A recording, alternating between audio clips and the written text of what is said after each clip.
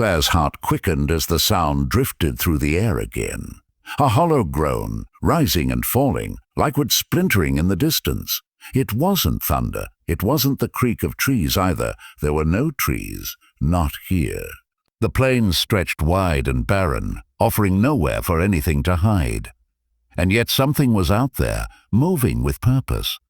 The rancher, Jack, she thought his name must be, though he hadn't said, watched her with the stillness of a man who'd stood guard too many nights to count. His jaw was hard, set against some memory she couldn't see. His voice cut through her hesitation once more, sharper, more urgent this time. Inside. Now, she took a step back instead. Her city instinct screamed at her. Don't trust strangers. Strangers. A lonely house, a commanding man with eyes too cold. Wasn't this the very nightmare she'd been warned of since childhood? But the storm churned louder, the wind shrieking in protest, and that sound, that groan, came again, closer now, echoing like an animal dragging chains. Her breath caught. She wanted to ask what it was, but when her eyes locked with his, she saw something that stole the words from her throat. Fear. He wasn't just trying to frighten her into obedience. He was afraid himself. Jack stepped down from the porch, boots crunching in the dirt. His hand twitched toward the rifle leaning against the doorframe. The gesture wasn't for show. It was instinct, protection, survival. Do you want to live, girl?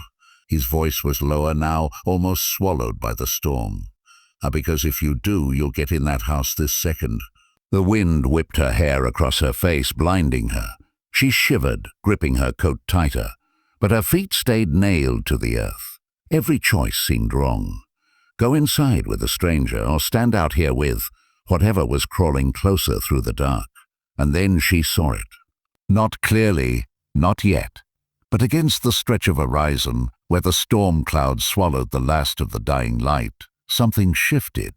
A figure, black against black, moving with a gait that wasn't human. Too tall, too thin, with movements jagged as if its joints bent the wrong way. Her breath turned to ice in her chest. Her trembling hand pointed before she could stop herself. What is that? Jack's head snapped toward the horizon, and his face paled beneath the weathered tan of his skin. His hand shot to the rifle, lifting it in one smooth, practiced motion. Don't look at it, he barked. Inside! But it was too late. Claire's eyes had locked onto the shifting form, her mind trying to force sense onto what she saw. The longer she stared, the more wrong it became. Its movement slowed, as though aware of her gaze, its limbs twitching unnaturally, its head tilting toward her with a hunger she could feel, even across the distance. Her knees buckled, and for the first time, the safety of the rancher's voice became the only thing tethering her to reason. He caught her arm. Rough, steady the fire snapped in the hearth, sparks leaping like frightened insects, but the warmth did nothing to thaw the ice that had settled in Claire's veins. Jack's words hung heavy in the air, a curse carved into the silence. It knows your face now. She wanted to demand answers, to claw the truth out of him, but something about the way his shoulders sagged, the way his eyes never left the window, told her the answers would only cut deeper than the fear already gnawing at her. Outside, the storm had turned to a roar. The walls groaned as the wind pressed against them, rattling the shutters. Claire hugged herself, pacing the room, every creak of the old floorboards pulling her nerves tighter. She glanced at Jack. He hadn't moved. His knuckles were white around the rifle, his jaw clenched like a man preparing to outlast a siege. Finally, she broke. What is it? What did I see?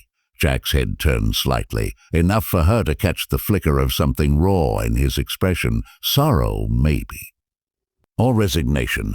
He rubbed a hand over his beard, sighing through his nose like the weight of 100 storms pressed on his chest. They don't have a name you'd know, he said slowly. Some folks call them shadows. Some call them the hollowed.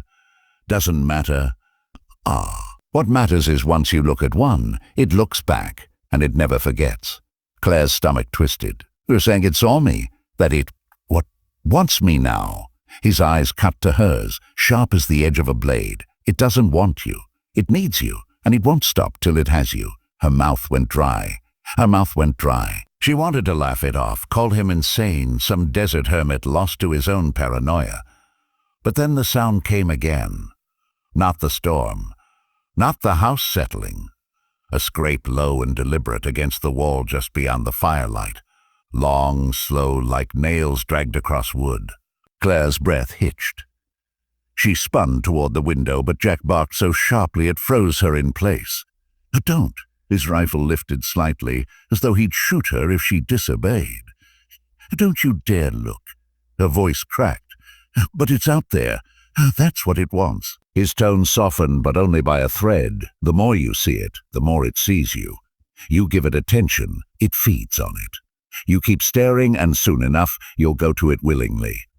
Eyes wide, smiling, begging to walk into its arms, Claire pressed a trembling hand to her mouth, as though she could block the very idea from crawling inside. She didn't want to believe him, but the scrape came again, higher this time, as though the thing had lifted its claw to trace the outline of the window frame. Jack crossed the room in 3 strides, dragging a tin of salt from the shelf. He poured a thick line across the base of the door, muttering under his breath.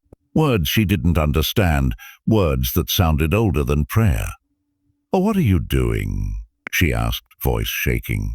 "Oh, keeping it out." His eyes flicked to her. "Don't cross the salt. Don't open the door. Don't look outside. You hear me?" She nodded, though her knees were threatening to give out. The night dragged. Every sound outside was magnified. The wind wailing, the scrape against the walls, a faint thud like something circling the house in heavy, uneven steps. Jack stayed awake, always watching, always listening, rifle resting across his lap. Claire sat curled in the corner of the sofa, her eyes burning from the effort not to glance toward the windows. Hours blurred, but the storm never eased. It pressed harder, louder, as though the sky itself had turned against them. Claire's thoughts spiraled. Her car stranded miles back, no cell service, no way to run. She was trapped here, with him, with it. And then came the voice. Soft at first, almost like a trick of the wind. A whisper sliding through the cracks in the wood. Claire, her blood turned to ice, her name. It was her name. She shot to her feet before she realized it, heart hammering. Jack was on her instantly, hand like iron clamping around her wrist. "Don't." His voice was gravel, low and fierce. It's not real, but she'd heard it. She knew she had. The whisper came again, lilting, familiar now, as though it was her mother's voice. "Claire, it's safe. Come outside." Tears welled in her eyes. "That? How?" "They do that," Jack cut in.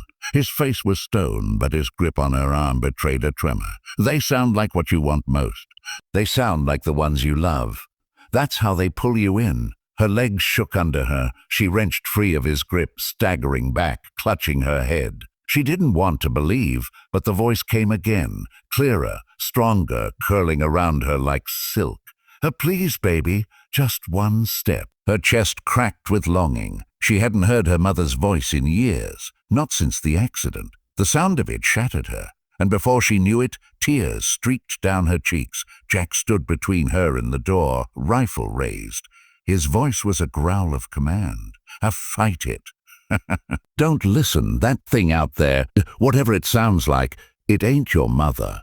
The words slammed against her heart. She squeezed her eyes shut, pressing her hands against her ears, but the voice only grew louder, threading its way through her skull. Her knees buckled, and she collapsed against the floor, sobbing. Jack crouched beside her, gripping her shoulders. "Stay with me, Claire. Stay here." Something slammed against the door. Hard, the wood groaned, the bar rattling against its brackets. The whisper outside turned to a chorus now, overlapping voices. Her mother, her father, her childhood friends, every voice she'd ever loved, all calling her name in a sickening harmony. Jack shoved her behind him, bracing the door with his shoulder, rifle aimed at the rattling wood. The storm outside screamed. The voices grew louder, and Claire knew, with a certainty that froze her soul, that this night wasn't going to end until something broke, either the door or her mind.